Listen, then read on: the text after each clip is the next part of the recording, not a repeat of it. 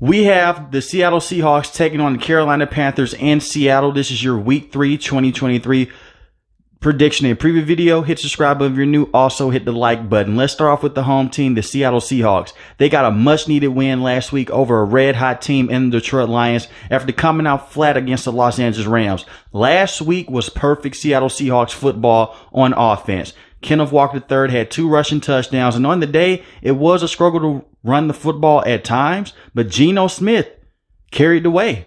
Geno Smith was 32 of 41, 328 passing yards, and 2 touchdowns that both went to Tyler Lockett. Now, DK Metcalf is banged up, and he is questionable for this game, but he is on pace to play in this game.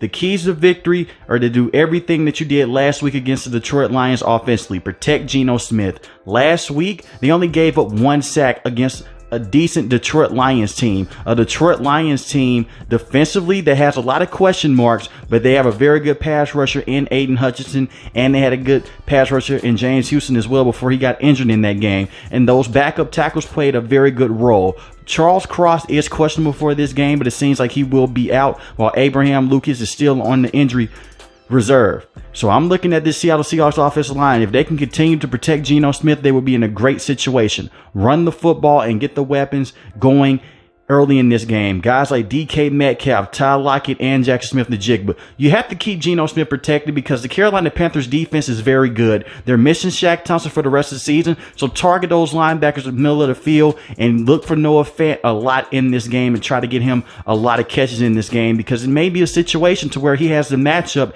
in the perfect situation to where the linebackers can't guard him in space. He had 4 catches last week for 56 yards. He has the potential. I think that he can have a big day, but look to guys like Tyler Lockett and DK Metcalf to carry the way offensively with Geno Smith. Now, their defense, it played better last week. Jordan Brooks and Bobby Wagner led the way in tackles. You also had Julian Love as well, the safety position, going out there and making some moves. But they've given up a lot of points in these last 2 games. They gave up 30 points to the Los Angeles Rams week 1, and they gave up 31 points to the Detroit Lions. They did come away with 2 sacks after coming away with 0 sacks in week 1. Continue to pace on pressuring the quarterback. Crowd the line of scrimmage of the Carolina Panthers. Take the run game away from this team and make them one-dimensional. Make them beat you deep. Take all those short passes away. I'm looking at guys like Tyreek Woolen, who is questionable to play this game, but he's on pace to play this game. And I'm talking about Devin Witherspoon as well. Devin Witherspoon finally made his season debut last week after recovering from a hamstring injury. He looked decent at times, but he's a guy that's very physical and can make some good tackles in space as well. It's going to come down to those guys in the secondary. Also look at Quandre Diggs as well in this game. Use him the same way the Atlanta Falcons use Jesse Bates. Have him come down in the box at certain points in time, and at the same time confuse Bryce Young and have him be a single high safety as well. But you don't have to have him too far back, because this is a Panthers team that decides not to stretch the field right now. Make them beat you with their play calling and get pressure and confuse the rookie Bryce Young. It's going to take a lot of things to go right for the Panthers to try to come out and put a lot of points on this defense. So guys like Uchenna Nwosu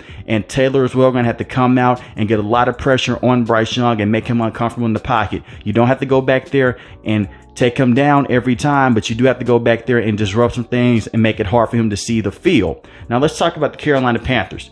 This is a team that's struggling. Only 10 points in week 1 against the Atlanta Falcons. And then in week 2, they struggled again against New Orleans Saints, where they only scored 17 points. And they scored their final touchdown with just a minute remaining. And then they got a 2-point conversion.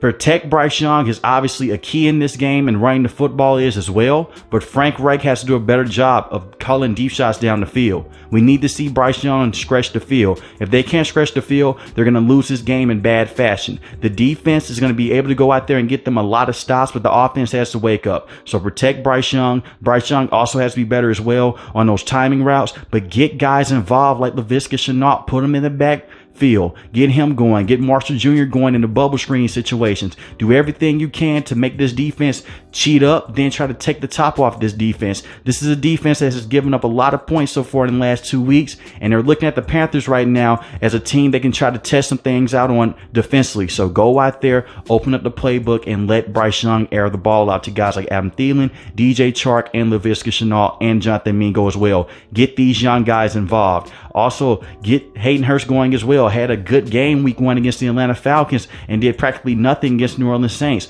Open up the offense and spread these guys out. Do not have the same system over and over again that you've ran in the first 2 games. Now, defensively, they're going to be without Shaq Thompson, and that's a huge blow. Shaq Thompson was basically the life and soul of this team, that linebacking room. He was the best linebacker on this team in the middle of this defense. So that leaves a major hole right there for them.